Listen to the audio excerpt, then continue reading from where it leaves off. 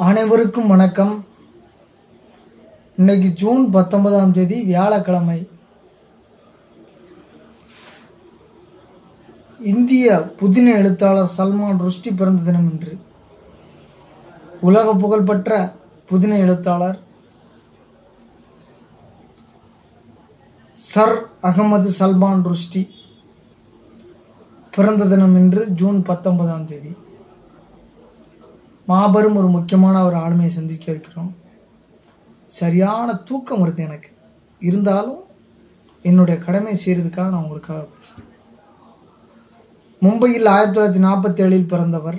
தந்தை கேம்பிரிட்ஜில் படித்த வழக்கறிஞர், பிரபல வர்த்தகர். ருஷ்டி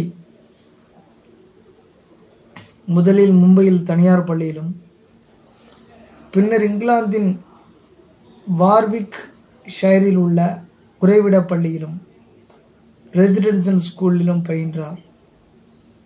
பின்னர் கிங்ஸ் கல்லூரியில் வரலாற்றில் இளங்கலை பட்டம் பெற்றார்.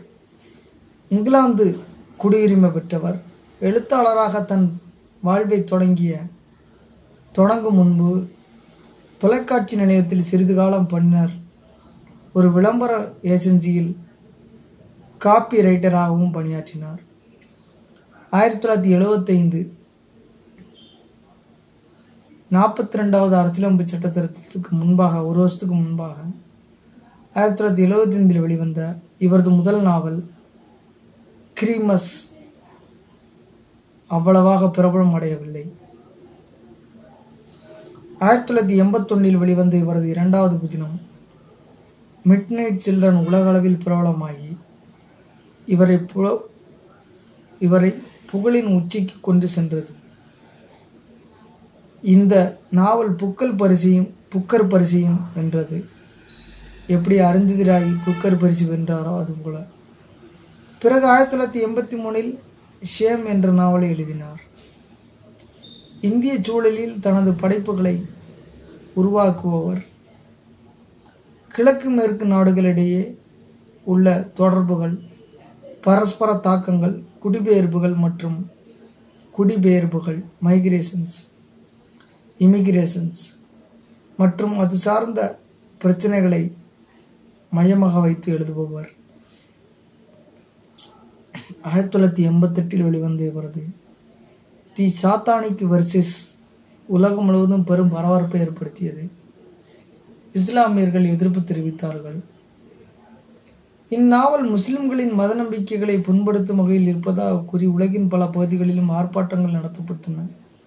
ஜப்பான் மொழியில் இந்த நாவலை மொழிபெயர்ப்பு செய்த ஒருவர் 1991 கொலை செய்யப்பட்டார். அந்த அளவுக்கு ரொம்ப கடுமையான நாவல். ருஷ்டியை கொலை செய்ய வேண்டும் என்று ஈரான் அதிபர் அதயதுல்லா கொமானி, இன்னைக்கு நிலைமைக்கு நேற்றும் இன்னைக்கும் முந்தானத்தும் பிரச்சனை நடந்துட்டு இருக்கே, ஒரு மாபெரும் ஒரு பிரச்சனைவாதியர், ஒரு பிடிவாதக்காரரால், அதாவது மத பிடிவாதக்காரர் ஈரானை சேர்ந்தவர். அவரால் ஒரு மிகப்பெரிய பிரச்சனை நடந்து தன் நாட்டு மக்கள் அழிக்கப்படுகிறார்கள் என்று தெரிந்தும் இஸ்ரேல் நாடால் ஈரான் மக்கள் கொலை செய்யப்படுகிறார்கள் என்று தெரிந்தும் அதனை விட்டு வைத்திருக்கிறார். அவர்தான் அதிபர் அயதுல்லா கொமானி பத்வா. அயதுல்லா கொமானின்றது அவருடைய பேரு. பத்வா என்பது மத உத்தரவு பிறப்பித்திருக்கிறார். ருஷ்டியை கொலை செய்ய வேண்டும் என்று உத்தரவு பிறப்பித்தார்.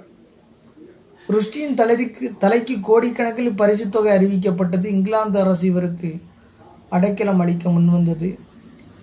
இலக்கிய சேவைகளுக்காக இவருக்கு 2007 சர்பட்டம் வழங்கப்பட்டது. பிரான்சில் கலை மற்றும் எழுத்துக்கள் கௌரவ அமைப்பில் இவருக்கு கமாண்டர் பொறுப்பு அளிக்கப்பட்டுள்ளது.